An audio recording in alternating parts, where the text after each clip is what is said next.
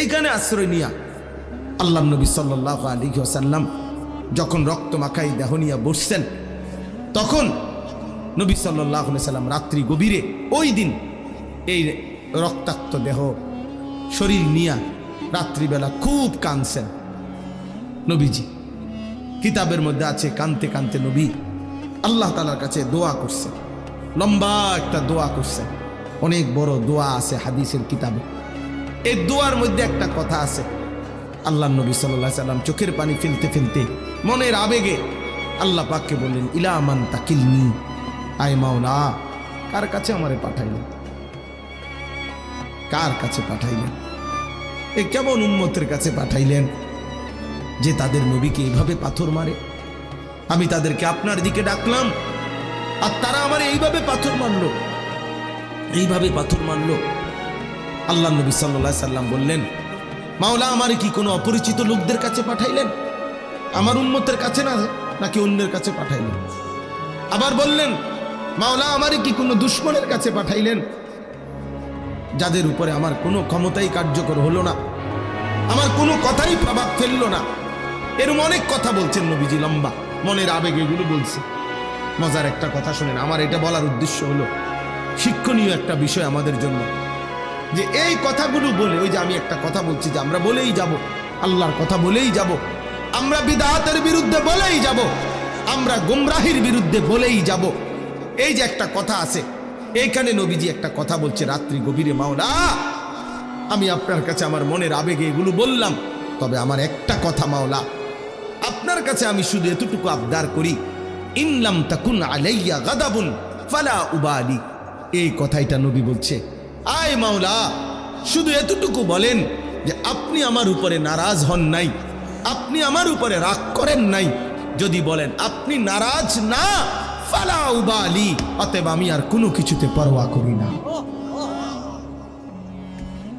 এবার আমার পক্ষে কে বিপক্ষে কে, গ্রহণ করলো কয়জন, বিরোধিতা করলো কয়জন, পাথর মারলো কয়জন, আদর করলো কয়জন, এটা আর আমার দেখার বিষয় না।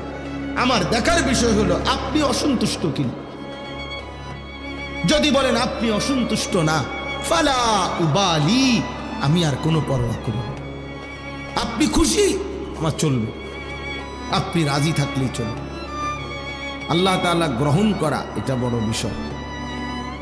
করলাম তো অনেক কিছু, বানাইলাম তো অনেক কিছু, কিন্তু মহান আল্লাহ পাক রব্বুল আলামিন গ্রহণ করলেন না, কবুল করলেন না, তো লাভ হলো। এই জন্য কোরআনুল কারীমের মধ্যে আছে হযরত ইব্রাহিম আলাইহিস সালাম এবং তার ছেলে ইসমাঈল, ওনারা দুইজনে মিলে আল্লাহর হুকুমে কাবা ঘর, আল্লাহর ঘর কাবা যখন পুনর্নির্মাণ করলেন, ওয়া ইদ ইয়ারফাউ ইব্রাহিমুল কাওয়াইদা মিনাল বাইতি ওয়া ইসমাঈল, আল্লাহ তাআলা নিজেই সেটা বর্ণনা করছেন। ইব্রাহিম এবং ইসমাঈল আল্লাহর ঘর কাবা পুনরায় তৈরি করলেন আল্লাহরই হুকুমে। সমস্ত কার্যক্রমটা আল্লাহর হুকুমে, আল্লাহ পাক দিক নির্দেশনা দিয়েছেন।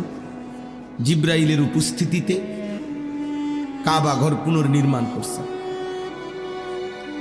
এরপরে যখন কাজটা শেষ হয়েছে, আল্লাহর ঘর নির্মাণ, তখন কোরআনে আছে যে ইব্রাহিম আলাইহিস সালাম আল্লাহ তাআলার কাছে দোয়া করছেন। এই দোয়ার মধ্যে বলছেন, রব্বানা তাকাব্বাল মিন্না ইন্নাকা আনতাস সামিউল আলিম। এই কথাটা বলতে চাচ্ছি। ইব্রাহিম আলাইহিস সালাম বললেন, আল্লাহ আপনি আমাদের এই খেদমতটুকু কবুল করে নেন। রব্বানা তাকাব্বাল মিন্না, আপনি কবুল করে নেন। এই যে কথাইটা, এটা হলো বড় বিষয় যে আল্লাহ আপনি আমাদের এই আপনার ঘর নির্মাণের এত বড় মহান খেদমত, তো খেদমত তো অনেক বড়, ঠিক আছে বুঝলাম, কিন্তু আপনি গ্রহণ করলেন কিনা সেটা হলো দেখার বিষয়। এই জন্য আল্লাহর কাছে আলাদাভাবে দোয়া চাইছে, আল্লাহ আমাদের এই খেদমতটুকু তাকাব্বাল, আপনি গ্রহণ করেন, আপনি গ্রহণ করেন। এই জন্য আমরা প্রত্যেকেই নিজেদের সমস্ত নেক আমলের ক্ষেত্রে আল্লাহ তাআলার কাছে দোয়া করা বেশি বেশি, যে আল্লাহ আপনি গ্রহণ করেন, আপনি কবুল করে নেন। এটা মুমিনের জন্য